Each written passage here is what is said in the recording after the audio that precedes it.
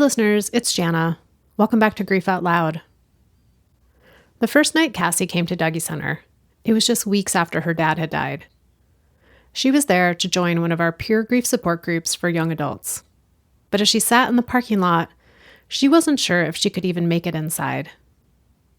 But when she finally did walk through the door, what she found was something she couldn't have anticipated: understanding, laughter, and friendships that would become a lasting part of her life. In today's episode, Cassie shares how her relationship with grief has evolved, what it means to stay connected to her dad, and how the friends she made through grief continue to shape her world. She also talks about what it's like to be back at Dougy Center, this time as a volunteer, supporting kids who are also grieving for a parent or a primary caregiver. Okay, here's our conversation. Cassie, welcome to Grief Out Loud. Thank you for having me. Something tells me when we first met, when you first came to Dougy Center to join a young adult group, you did not imagine that one day you'd be on a podcast talking about your grief. No, I wasn't even sure I was going to come into the building the first time. So I don't think that this is where I would have seen this ending up. Well, we're going to talk more about that for sure. And we first met because you did come in the building. You joined one of our young adult groups at Dougy Center after your dad died. And I know we're going to talk about him and that grief. But I also wanted to just acknowledge you've had many, many other losses in the time since we met. And I wondered what you might want to share briefly about your dad, about the other losses you've experienced, like what feels really important to set the context of our conversation. Yeah. A little bit before my dad died, my grandpa died, and I think that was sort of like my first intro into like what grief was. Then my dad passed, and that was massive in my life. And then since my dad passed, I've lost uncles and I've lost students and I've had a miscarriage. And so like I have experienced, I think, my fair share of loss and grief. And I think getting to experience it in lots of different areas of my life. Grief for my students in like a professional way that was really weird and different. And in the same way, like grieving a miscarriage is more of a grief over a potential than a grief over something that was, or a lot. It's a loss in a different way. Over the years, my relationship to grief has changed a lot. Kind of reminds me of a like Dixie Chick song or something that like just somebody who keeps coming around, and we're not friends, but like also I'm not surprised anymore. Yeah, grief doesn't surprise me anymore. And when you say it doesn't surprise you, do you mean, and maybe you mean both of these things, but I hear it in two ways. One's there's like, I'm not surprised that people keep dying and that grief keeps happening, or I'm no longer surprised by the ways grief shows up and barges through the door of my life and sits on my couch and eats all my food. Yeah, both. I think, I mean, sometimes it goes for a different snack that it hadn't previously been stealing. Sometimes it shows up and it's like got a cool new outfit or something. There's also almost a comfort in it.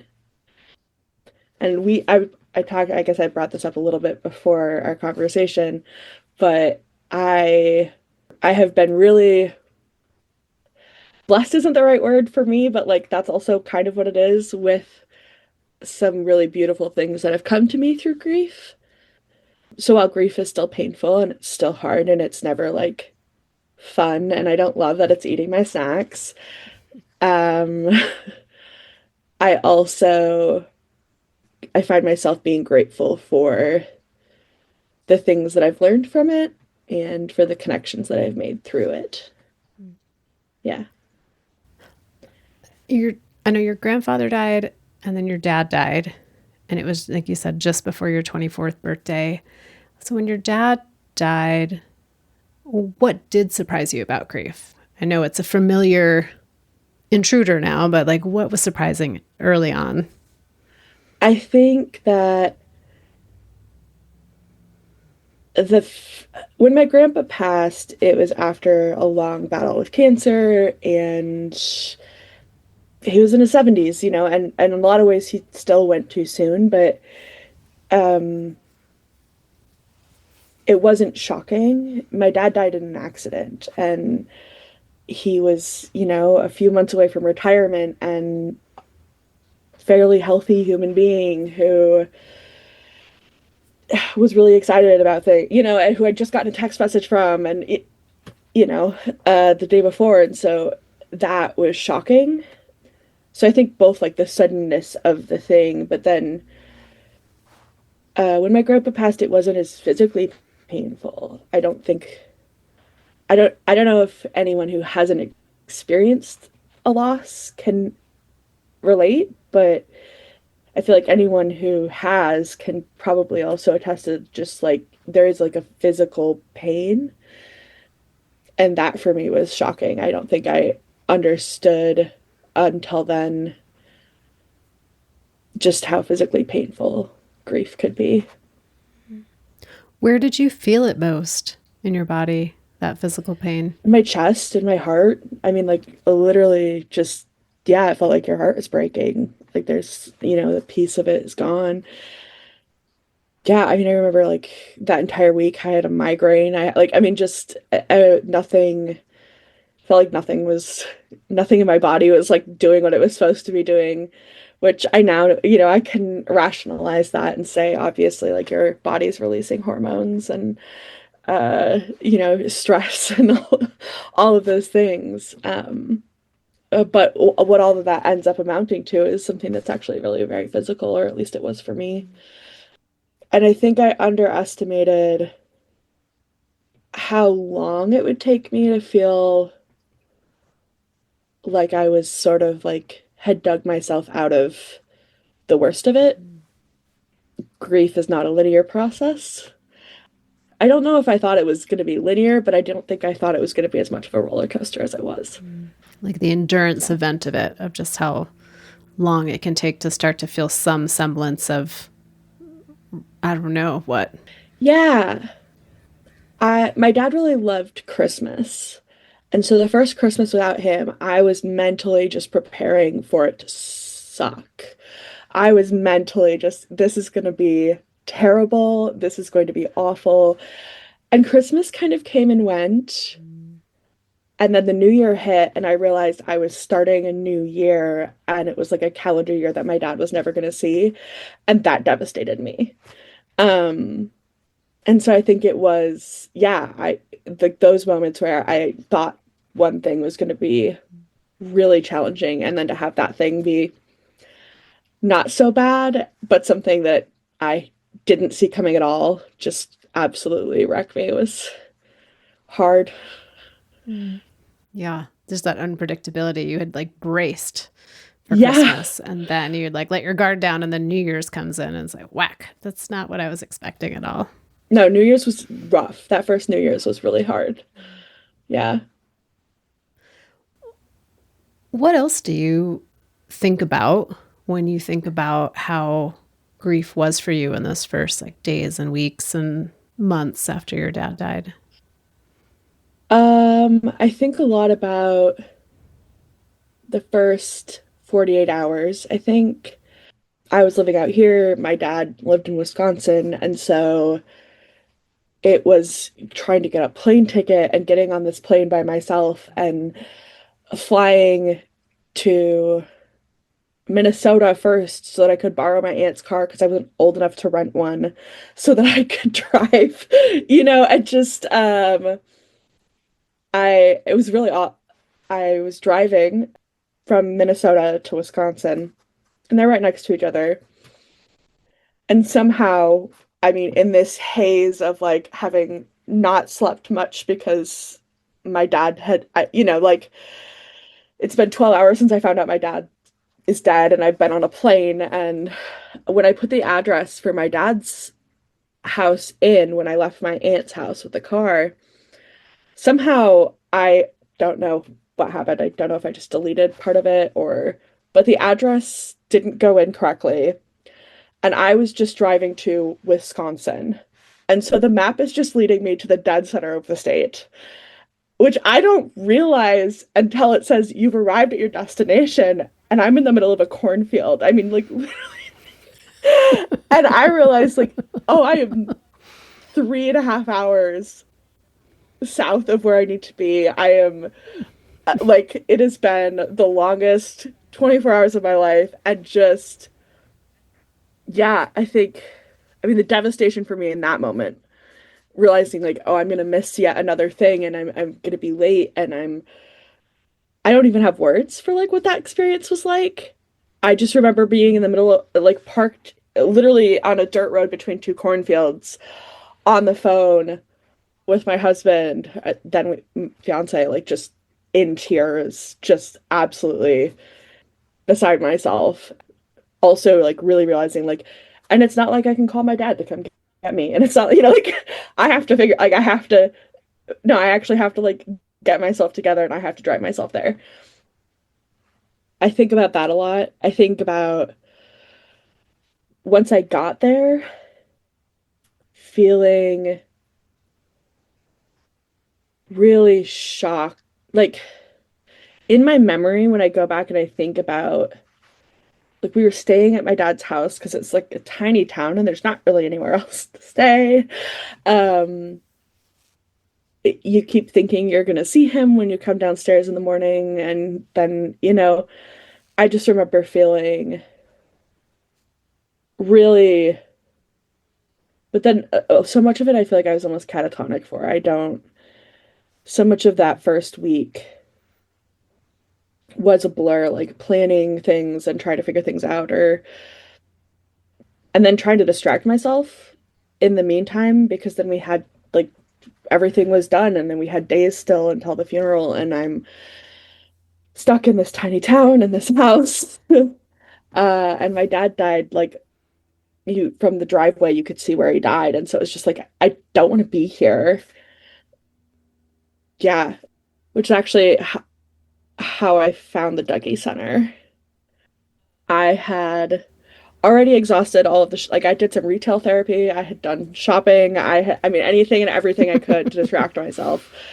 And I feel like it was like Thursday or something, and I there's one cafe in town, so I was there using the Wi-Fi because my dad didn't have internet, so I was like really, really stuck.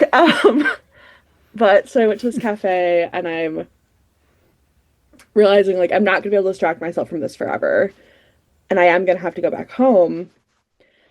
And Nick and I had just moved. That's my husband, for context, I guess, for everyone else. Had just moved to Oregon from Michigan 8 months before that. My dad died in June. We had just moved at the end of, like, the last week of October. And so we had people here, but we didn't have a support network of any kind out here. And I just was, like, thinking about it and realizing, like, I can't go back and put all of this on him. And I also can't do this alone. And I was very aware of that.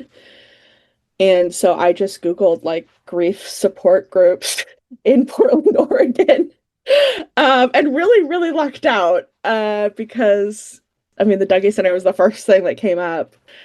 I emailed, and I think I emailed you. You were like, oh, yeah, we're on our break, but we were coming back the first Monday in July. That, like, started a countdown for me. Like, if I can once I get back, like, I just have to get through 2 weeks and I'm gonna go to this group. And it gave me, like, it felt like I had a plan.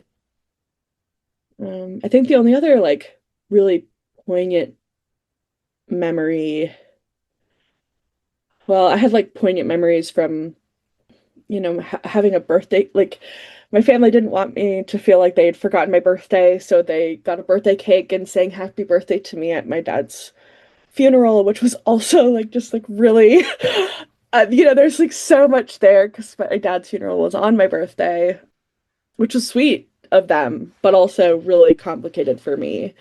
Because it was also Father's Day, and it was just like I don't know if I could like You're so efficient, Cassie. So efficient. Just pack it all in there yeah. in one day. I just remember just feeling like just having so many complex feelings around all of that. And there's a lot, there are a lot of like weird, tiny good moments in there, but I think for the most part it was just pretty rotten, hard, and painful. And then I remember coming back and trying to go right back to work because again, I think really was seeking distraction. I was not ready to sit with it. I lasted, I think, maybe 2 hours. At the time, I was working directing like a summer program for kids because it was summer. There were people covering for me and all the things, and so I just kind of went in as an extra body, and I lasted maybe 2 hours, and I was like, yeah, I actually have to go. I can't, like, I'm so overstimulated. I, couldn't stop just like wanting to cry, and I didn't want to cry in front of all these kids and scare them. And I was really lucky in that moment though, because I was definitely out of any like bereavement time. I had used it all, and my boss at the time just like put more in as if it just like existed in the bank. It didn't. And she was like, "Yeah, no, that's okay. I really expecting you to stay." And so I do feel like really grateful, I guess, now that I'm thinking about that, like for those people who were able to give me something that I know a lot of people who are grieving don't have. And I was able to just, yeah, not go back. I think I didn't go back for like another week. Some unexpected moments of compassion and understanding. So let's talk more about Dougy Center. You email me from this cafe in Yeah. Wisconsin, and then you come to your first group. It sounds like you barely got in the room. I remember sitting in the parking lot, crying in the car, and just trying to figure out like can I do this? Can I go in there and like be in this space? And I did, obviously. What was it like that first night that you came into the young adult group? I think I mostly just cried. I don't think I said a lot. I think I just sat there and listened and cried. I think still to this day, like I don't have the easiest time crying, and not a lot of people like crying, but also I recognize it's super cathartic. And I don't think like I just, yeah, I think I just sort of sat there and cried. But I also just really remember, also being able to laugh through my tears a little bit, and having those moments that, and even though I was crying through everything they were saying, a lot of that was because I was identifying with things that people were saying, which was really nice. Because I think, it's like my mom had lost her dad the year prior, but it's different. It just is like it is different. Everyone's grief is unique and everyone's loss is unique, but I do think that there's something very distinct about losing your parents when you're that young. And so I think it was just really nice to hear other people and to see other people who were going through the same things that I was going through, and also people who had been through that and were like a little further down the road, and who were able to sit in this room and not just cry for a whole hour and a half straight. It was nice to see them be like, oh yeah, so that there is going to be a time maybe where it doesn't feel like this. Just see some possibility for what it could be like in the future. Yeah. A lot of folks, when they think about a support group, we'll just stick with that. I was thinking about therapy too, but we'll just stick with support groups and peer support group like we have at Dougy Center. They think about the content of it, right? Like the telling of the story and the expressing of the grief and finding words for things. And then the other part of it that I don't think people think about as much is the process, which is the consistency of it happening. Ours happen every other week. Everyone has a different schedule for theirs, but like the consistency of the actual meetings, the consistency of the people who are in the group with you. What did those two things mean to you over the course of time? Because you were part of group for a couple of years.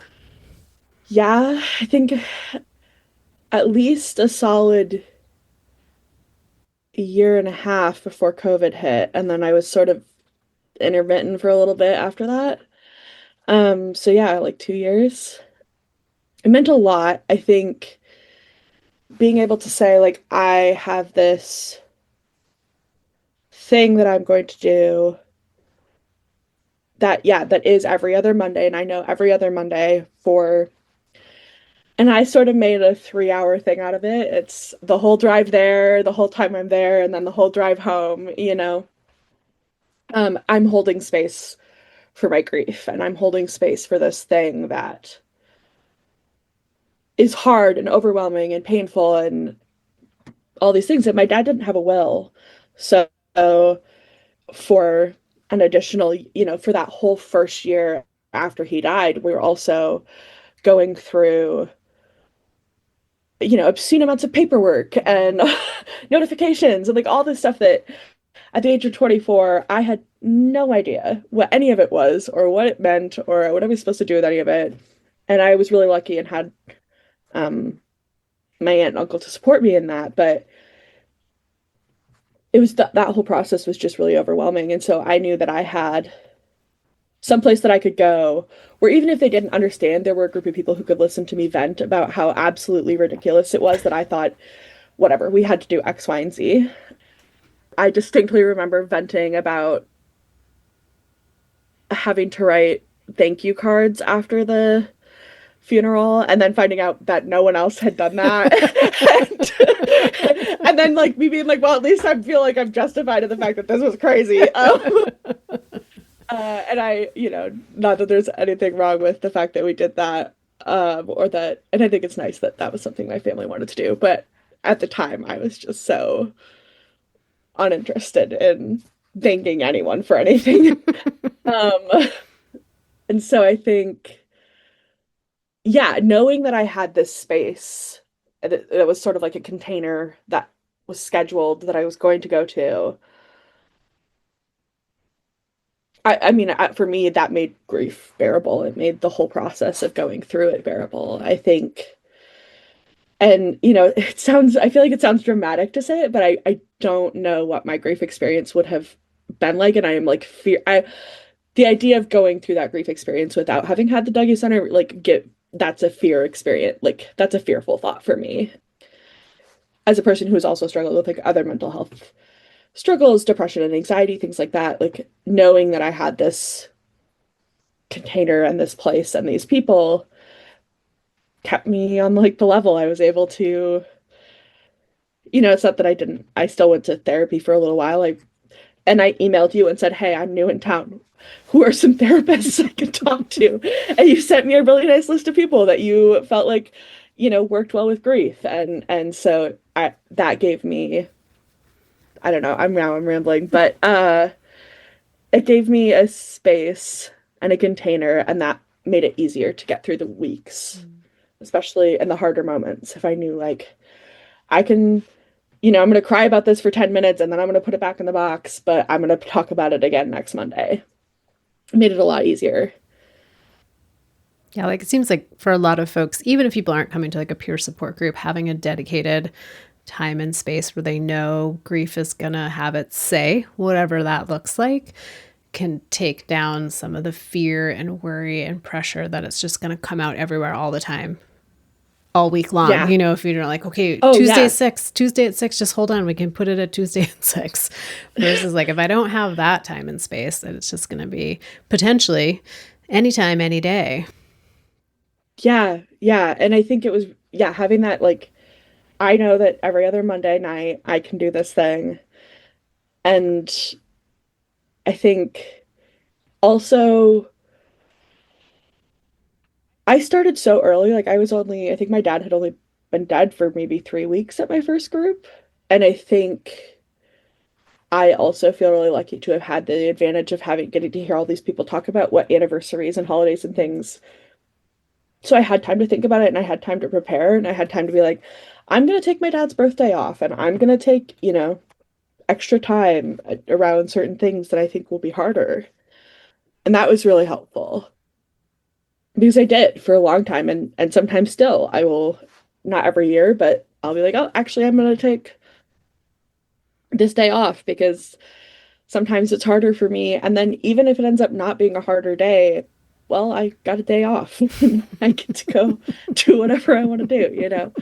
Um, and so I think it also enabled me to like establish good practice in how I care for myself around grief, which has also made the last several years a lot easier. Well, let's talk about your favorite thing to talk about. At least I think it's your favorite thing to talk about, which is the friendships that you formed through Yeah. people you met in the young adult group, the peer support group, and have continued on in those friendships. And I wonder, what did that mean for you and your grief, and how is connecting with folks who have also had, in your case, like a parent die, how is that different than the way you connect with other people? Yeah.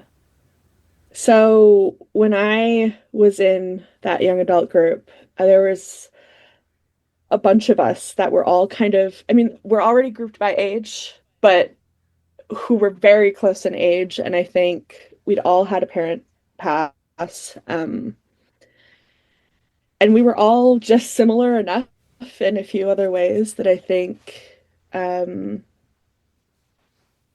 and I give a lot of credit to a few of them who were also even more social, much more social than I am, who were like, I'm going to pizza after this. Do you want to come? But we were able to sort of form a group of people, and that group has really lasted. And now they're the people that I attribute, I met all of these people through grief, which is wonderful. And I think for me, it feels very like I had this really massive loss, but I also had this really incredible gain. I love my dad and I miss my dad, but I also don't like at this point, I wouldn't trade that for what not that it's a comparison, but I just feel so lucky and so, again, like blessed for lack of a better word, to have these beautiful relationships because now they're the people that I go to workout classes with, and they're the people that I'm in book club with, and they're the people that I play board games with and go shopping with. And we don't all see each other all the time, but we all have these like people that we still see. And so we're all still interconnected. Um, and it's just really, really special. Um, and because we've already all held space for each other and had space held for us by these people around hard things, when hard things happen, I never feel like I can't talk to them about it. And I think that is one of the things that makes those relationships so different. Um, because I don't feel like, oh, I don't know how so and so is going to respond if I tell them this really hard thing, or if I talk about my miscarriage, I don't know for sure that so and so is going to be supportive. Like, no, I know that they're going to be supportive, and I know how each one of them will hold space for me because we've done this before and we've done this for each other. Um, and I also feel really confident when somebody calls me and says, "Hey, do you have the space can you hold space for me today? Because I had a really hard day at work," or something. I feel really confident in my ability to hold space for them in a way that will help because I know that I know them and they know me, and I know that if they've picked up the phone and called me, that's what they want, is for me to hold space in the way that I do that. Those connections for me are beyond valuable. Like, I mean, they're beautiful and they're my best friends. I love that it's like a group of previously vetted support folks. You're like, oh, you Yeah. already I've field tested this with you before in a like more secure environment. And so now I feel comfortable out in the field with you, sharing something hard and knowing you've got the skills or the capacity to be there with me. Yeah. You taught us really well. You gave us you laid this groundwork for us. For like, hey, this is how we do this. And it's really nice because I feel comfortable being like, hey, I need to vent about this and I am looking for advice. Or, hey, I need to talk about this and I don't need advice. I just want you to be really angry with me. Like, I need you to be like, yes, that's ridiculous. And so I don't know. I feel just absolutely joyful when I think about those people in my life that I got to meet through grief. And I know that that's not everyone's experience. I know that that's not necessarily something that everyone will be able to relate to. But I also think that, like, I just hope that other people, if there is somebody out there listening who's like, oh, I don't know if I feel like I could go to a support group, or I don't know if I feel like I could really open up about these things with other people, or I just lost somebody and I don't think that there's anything good that's going to come from this. I guess, like, for me that's just not, for me that wasn't true, and for so many people that I got to watch walk through their grief, that hasn't been true. And like there are really beautiful things that can come from really hard things. And boy, like if watching each other just like get red in the face and cry and get snotty and gross and just really ugly cry over ridiculous, the most, like, and maybe I don't know how to say this, like sometimes the stuff you bring to group is just, in the moment it's what you need to say, but it's also like a little bit ridiculous. And it's like, if I can, these people have watched me get snotty and cry over the fact that my dad's hat smells different now, like, and, which is crazy. But they've sat with me through that, and so I know that these people can walk through with me through anything. And yeah. Well, and Cassie, now you're one of the folks helping others. I mean, you and your friends have been helping each other this whole time, but you're helping others in a more formal way in your relationship with Dougy Center, which is as a volunteer facilitator with kids between the ages of 6 and 12. And what's that process been like, of like, one, going to the volunteer training where you kind of pull back the curtain and like, oh, that's what they've been doing this whole time, to stepping into this role as someone who's providing support to younger kids who are grieving a death? Yeah, I think, again, like, I part of it is friendship. One of my friends and I went together to the training, because we both kind of, it's something that both of us had been thinking about and we talked about, and but we're both ready, and so we're going to go do this, even though I think going into it I felt like, oh, this might be kind of hard, going into a different space. I think I left the training feeling like I knew more than I thought I would know, having like been a participant. And then also maybe part of that is just from the work that I've done in other spaces. But reflecting back and all of that, it's like, oh, I totally see how that's what Jana was doing all these years. But also, there's no way that I sound as natural doing that as you did. And so I think there are like moments like that, yeah, where it's like, oh, that is exactly what was happening. And now can I do that for other people? And then I think there was for me definitely a little bit of, originally, like, kind of an imposter syndrome, or like I'm not qualified. I think with the group that I was put in is pretty specific. And I think at first I felt really nervous because I felt like I am not qualified for this, like someone else.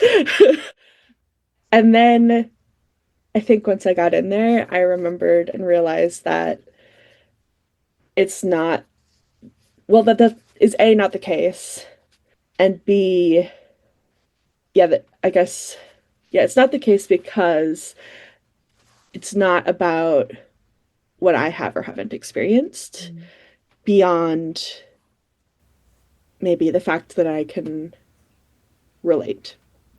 That the content of your story doesn't have to match the content of the stories of the people you're supporting. No. Yeah, which I think I mean, I already knew that because my story doesn't match the stories of every other person, but there's a part of me that felt like it was going to need to, and that's just not the case. And it's fun. I mean, working with kids, they're different from young adults for sure in the way that they process things, but not that different. There are so many similarities still, especially when I start to think more broadly in terms of things, especially earlier on in our friendship, that my friends and I would do to support each other, which sometimes is just like a distraction, or I'm going to process this thing through the shopping trip that we're going to go on, or like whatever it is. There's so many different ways to process things. And I just feel really lucky that I get to do that with them. It's been incredibly fulfilling. It's felt very full circle. And it's also been really educational because I also like definitely don't know everything. Never will, but I mean I feel really lucky to get to learn from the other facilitators, because there are facilitators in my group who have been doing this for so long. Um, and every once in a while when something happens or somebody says something and I'm like, I catch myself reacting instead of reflecting. And it's just a joy to like watch them masterfully handle these things and to learn from that. Without breaking confidentiality, has there been a Yeah. moment in a group, the group you joined as a volunteer, has there been a moment that really brought you back to your own grief, maybe in a new way? Yes, there have been some moments that are like that. I have a kiddo recent-ish who we were playing the M&M game and they were talking about, I don't remember exactly what the question was now, but talking about how afraid they are that they're going to lose somebody else or that that's going to happen again. And that for me is something that was very, very present, especially in the early grief times. And is something that's still present for me now. I mean, if if someone is on the road and they are not getting back to me and they're an hour and a half late, I am like, there's a part of me that is an absolute mess inside.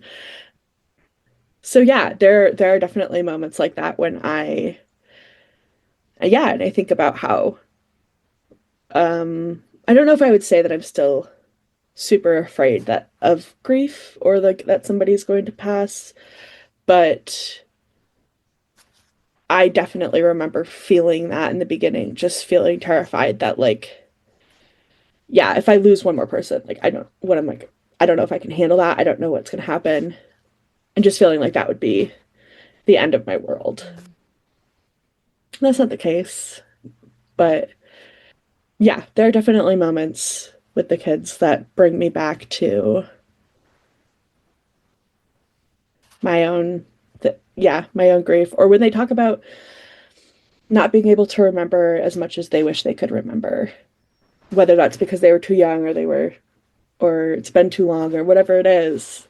Yeah, you never know when you're going to lose somebody. You never know when it's going to be like the last voicemail or it's going to be the last time that you get to do this thing with them. And so, yeah, like wishing that you had, yeah, they say things all the time that bring me back to thoughts and feelings that I've had. Seems too like it brings you back to thoughts and feelings you had in the moment, and then also gives you a moment to reflect on, oh, I actually feel a little differently now. Like, not all the time, but some things have shifted in a way that I maybe couldn't have anticipated early on after your dad died. Yeah.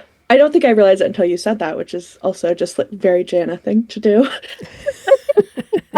But yeah, I do think that coming back as a volunteer has put in perspective for me what parts of my grief have changed the most and what parts of my grief are maybe still more or less where they were. What's a way or ways that you still keep your dad and his memory kind of present in your life? There are a few. I think one of them is just is like the Dougy, continuing to do work at the Dougy Center and continuing to talk about grief and um being as open as I can about that. And not just in that space, but at work, like wherever I am, I don't, not like talking about my dad all the time everywhere, but like it's something that I definitely don't hide. And I enjoy, I take pleasure in like sharing stories about him, and I take pleasure in talking about him. So I think that would be the first way. My dad really liked Christmas. I said that earlier.